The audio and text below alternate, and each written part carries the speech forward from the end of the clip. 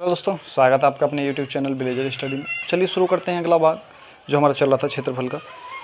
तो question number 50 तक करा दिए। 51वां देखेंगे। 14 सेंटीमीटर भुजा वाले वर्ग के अंतर्गत खींचे जाने वाले अधिकतम त्रिज्या के वृत्त का क्षेत्रफल क्या होगा। देखिए 14 सेंटीमीटर भुजा का एक वर्ग है। 51वां क्वेश्चन है और यहाँ पे एक ये है वर्ग और ये है 14 सेंटीमीटर लंबा, ठीक है, वर्ग है। तो यहाँ से यहाँ तक की दूरी भी 14 सेंटीमीटर ही होगी, कहीं भी नाप लीजिए। और इसके अंदर एक वृत्त खींचा गया है इस तरह से चारों भुजाओं को स्पर्श करता हुआ। अब यहाँ से यहाँ तक की नाप लीजिए, चाहे यहाँ से यहाँ तक की नाप लीजिए, ये क्या होगी 14 सेंटीमीटर। ये हो जाएगा हमारा व्यास और त्रिज्या क्या होती है व्यास का आधा, यानी व्यास क्या है 14/2 बराबर क्या हो जाएगी हमारी आर, यानी त्रिज्या। त्रिज्या कितनी हो जाएगी हमारी बराबर 7 की, ठीक है।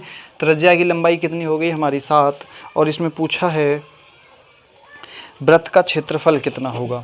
अब हमारे पास त्रिज्या 7 है तो 7 सेंटीमीटर त्रिज्या वाले वृत्त का क्षेत्रफल क्या होगा ये पूछा है। तो वृत्त का क्षेत्रफल होता है हमारे पास, वृत्त का क्षेत्रफल बराबर होता है पाई आर स्क्वायर, ठीक है।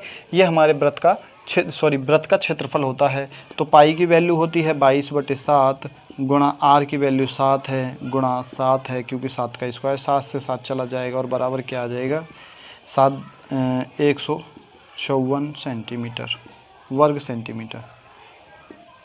ये हमारा आंसर हो जाएगा। क्वेश्चन नंबर 52वां देखेंगे। 52वां क्वेश्चन क्या है। 3 मीटर भुजा वाले वर्गाकार फर्श पर 20 सेंटीमीटर 30 सेंटीमीटर साइज के छोटे पत्थर लगाने। देखिए एक वर्गाकार फर्श है, ठीक है। ये है वो फर्श जो वर्गाकार है, ठीक है। ये 3 मीटर इधर से, 3 ही मीटर इधर से है और टाइल बिछानी है हमें 20 × 30 सेंटीमीटर की, ठीक है। 20 × 30 सेंटीमीटर की छोटी छोटी टाइलें हैं। वो इसमें कितनी टाइलें आएंगी वो हमें हिसाब लगा के बताना है। अब देखिए दोस्तों क्या करते हैं, या तो इन्हें मीटर में बदल लीजिए या फिर इन्हें सेंटीमीटर में बदल लीजिए।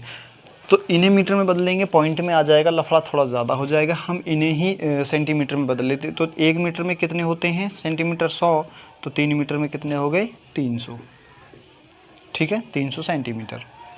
अब लंबाई उसकी 300 सेंटीमीटर हो गई और ये भी 300 सेंटीमीटर ही हो गई, ठीक है। अब यहाँ पे देखिए जो वर्गाकार वर्ग का जो क्षेत्रफल होता है भुजा की घात 2, यानी 300 × 300 ये उसका क्षेत्रफल हो गया इसका, ठीक है। 3 × 3 = 9, 1 2 3 4 0, ये हो गया इसका क्षेत्रफल 90,000, ठीक है। अब हमारे पास जो सेंटीमीटर में है, सेंटीमीटर में, अब हमारे पास ये भी सेंटीमीटर में है, ये भी सेंटीमीटर में है। अब इससे इसे भाग कर देंगे क्योंकि एक टाइल का साइज़ इतना है, टोटल साइज़ हमारे पास इतना है, तो इससे इसे भाग कर देंगे तो 20 × 30। अब देखिए 30 से ये चला जाएगा 10 बार, ठीक है। और इस 0 से ये 0 भी चला जाएगा और हमारे पास बचा क्या है इसका 300/2 यानी कि 150 बराबर क्या हो गया 150 टाइलें लगेंगी। ये हमारा आंसर आ जाएगा। कितनी टाइलें होंगी 150, ये आंसर आ गया। क्वेश्चन नंबर देखेंगे 53वां। 53वें क्वेश्चन में क्या है, एक वर्ग तथा एक आयत के क्षेत्रफल बराबर हैं। देखिए दोस्तों एक वर्ग है और एक आयत है। एक वर्ग हो गया ये और एक आयत हो गया ये, दिख रहा है ना, ठीक है। एक आयत है एक वर्ग है, दोनों के क्षेत्रफल क्या हैं समान हैं। अब इसमें देखिए आगे क्या है 53वां, आगे क्या पूछा है, यदि आयत की लंबाई वर्ग की प्रत्येक भुजा से 5 सेंटीमीटर अधिक हो, ठीक है। अब इसकी जो आयत की लंबाई है हमने ये मान ली x सेंटीमीटर है, ये भी x है, ठीक है। वर्ग की तो सभी भुजाएं समान होती हैं, तो इसकी जो लंबाई है वो क्या है हो जाएगी x + 5, क्योंकि x से इसकी जो लंबाई है आयत की वो इससे 5 सेंटीमीटर अधिक है। अब आगे देखते हैं, इसमें लंबाई 5 सेंटीमीटर अधिक है तथा चौड़ाई वर्ग की प्रत्येक भुजा से 3 सेंटीमीटर कम है, यानी चौड़ाई कितनी है x से 3 सेंटीमीटर कम, यानी x में से हम 3 निकाल दें तो ये इसकी चौड़ाई आ गई। ठीक है, अब आगे बताया गया है तो आयत की परिमिति कितनी है, आयत की इसके चारों ओर की जो परिमिति है वो कितनी होगी। मैं इसको इधर लिखे देता हूँ x -3। ठीक है, अब हमें इसकी परिमिति बतानी है, आयत का परिमाप बताना है, क्या होगा। ठीक है, अब देखिए दोस्तों क्या करते हैं, हमारे पास देखिए ये दोनों अब एक दूसरे के बराबर हैं, क्षेत्रफल तो बराबर है, भुजा ये हो गई, एक भुजा ये हो गई, एक भुजा ये, एक भुजा ये है, यानी x² के बराबर होगा x -3 और x + 5। ठीक है, चौड़ाई गुणा लंबाई लिख दी है हमने, आगे पीछे कर दे, कोई दिक्कत नहीं है।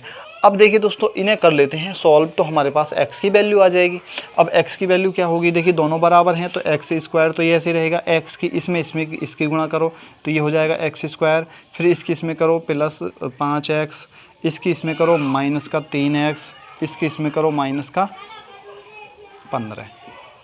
ठीक है, हमने इसे खोल दिया है, कुछ भी नहीं किया है। अब देखिए इसमें देखेंगे, देखिए दोस्तों ये इधर प्लस का इधर आके माइनस का हो जाएगा ना, तो इससे ही कट जाएगा। ठीक है, अब ये माइनस का है, इधर आ जाएगा, प्लस का हो जाएगा। ठीक है, तो 15 हो गया, ये बराबर से इधर आ गया बराबर। अब देखिए 5x में से 3x चला जाएगा तो कितना बचेगा हमारे पास 2x, और x बराबर क्या हो जाएगा 15/2। ये हमारे पास x की वैल्यू आ गई। कोई प्रॉब्लम। अब हमें आयत का परिमाप निकालना है, x की जगह 15/2 रख दीजिए, लंबाई और चौड़ाई निकल आएंगी। तो x की जगह यानी x + 5 है तो x की जगह क्या है 15/2 + 5। अब देखिए 5 दूनी 10, 10 और 15 कितना हो जाएगा, ये हो जाएगा 25/2।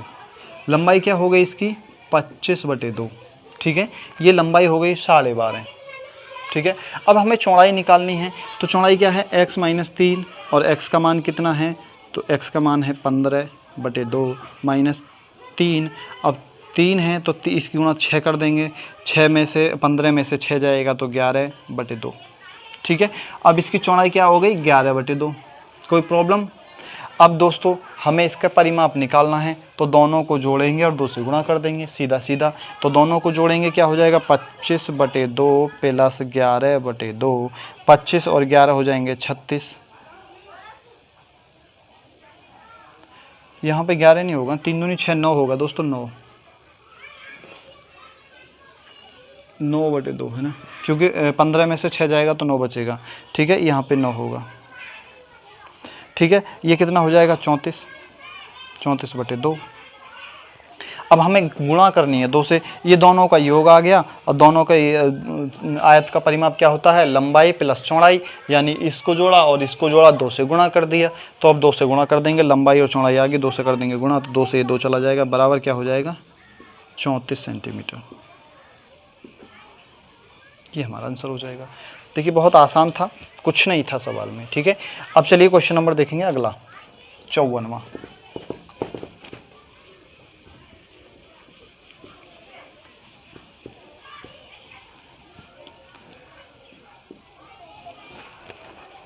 क्वेश्चन क्या है, एक वृत्त की त्रिज्या 3 गुनी करने से उसकी परिधि अपनी पूर्व अवधि से कितने गुनी होगी। देखिए एक वृत्त की त्रिज्या 3 गुनी कर दी। पहले त्रिज्या क्या थी, तो वृत्त की त्रिज्या जो त्रिज्या क्षेत्रफल होता है या त्रिज्या होती है उसे 3 गुना, या क्षेत्रफल में किसी चीज़ में पूछा, क्षेत्रफल में वृत्त की त्रिज्या 3 गुनी करने पर इसकी परिधि अपनी पूर्व परिधि से कितने गुने हो जाएगी। ठीक है, अब परिधि की पूछा है, तो देखिए वृत्त की परिधि क्या होती है 2πr। ठीक है, परिमाप हो गया, ये परिधि हो गई। इसमें क्या हुआ r में 3% की गुणा 3 जो है 3 गुनी बढ़ा दी, उसकी त्रिज्या क्या हुआ 3 गुनी बढ़ा दी। अब क्या हो गई नई त्रिज्या क्या हो गई, तो 3 गुनी बढ़ा दी, तो 2πr तो है, को r की गुणा 3 से कर दी तो 3r हो गया, क्योंकि 3r हो गया क्योंकि त्रिज्या 3 गुनी बढ़ाई है। तो यहाँ पे देखिए सब गुणा में 3 दूनी 6 हो जाएगा, 6πr हो जाएगा, तो हम यहाँ पे लिख लेते हैं 6πr। ठीक है, अब ये पूछ रहा है कितने गुने बढ़ गई, ये कितने गुने बढ़ी है, तो ये इससे कितने गुने हैं 3 गुने ही तो है। ठीक है, जैसे हम 6πr को बटे में 2πr लिख दें तो πr से πr चला जाएगा, 2 × 6 बराबर क्या आ जाएगा 3। तो 3 गुना ही तो ये हमारा आंसर हो जाएगा, कुछ भी नहीं था, ये ही था, बहुत आसान। ठीक है, चलिए क्वेश्चन नंबर देखेंगे 55वां, इसे मैं रब कर देता हूँ। 55वां सवाल क्या है, यदि किसी वृत्त की त्रिज्या में 50% की वृद्धि कर दी जाए तो इसके क्षेत्रफल में कितने प्रतिशत की वृद्धि हो जाएगी। देखिए दोस्तों, किसी वृत्त की त्रिज्या में, देखिए वृत्त की त्रिज्या में किसी वृत्त की त्रिज्या में 50% की वृद्धि कर दी जाए तो उसके क्षेत्रफल में कितने प्रतिशत की वृद्धि हो जाएगी। तो वृत्त का क्षेत्रफल क्या होता है, तो वृत्त का क्षेत्रफल होता है पाई आर स्क्वायर। ठीक है, अब पहले था ये जो त्रिज्या थी वो 100% थी। ठीक है, तो पाई तो हमारी ऐसे ही थी, तो 100 आर हो गई पहली त्रिज्या। ठीक है, इसका स्क्वायर कर दिया तो हमारी हो गई ये पहली वाली त्रिज्या, हमने माना वो 100 थी। अब दोबारा क्या हुआ, 50% की वृद्धि हो गई, तो दोबारा में क्या हुआ, पाई तो ऐसे ही रहेगा, अब 50% की वृद्धि हो गई, अब 100 से हो गया वो 150 आर, ये इसका स्क्वायर। अब इनके क्षेत्रफलों में कितने प्रतिशत की वृद्धि हुई है ये देखना है। अब देखिए इसे खोल लेंगे तो पाई, ठीक है, पाई, अब इसकी 100 की गुणा 100 से करेंगे तो 10,000 हो जाएगा, यानी हम 10,000 को पहले ही लिखे लेते हैं, 10,000 पाई आर स्क्वायर। ठीक है, 100 की गुणा 100 से करेंगे, ठीक है, ये आ गया।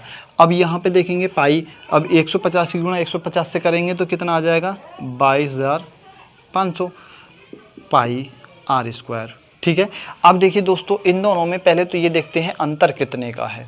तो 22,500 में से 10,000 निकालेंगे तो हमारे पास जो अंतर आएगा वो 12,500 का आ जाएगा। ठीक है, इतने की बढ़ोतरी हो गई पाई आर की, पाई आर स्क्वायर की बढ़ोतरी हो गई। कितने पर बढ़ोतरी हुई है, दोनों का अंतर हो गया।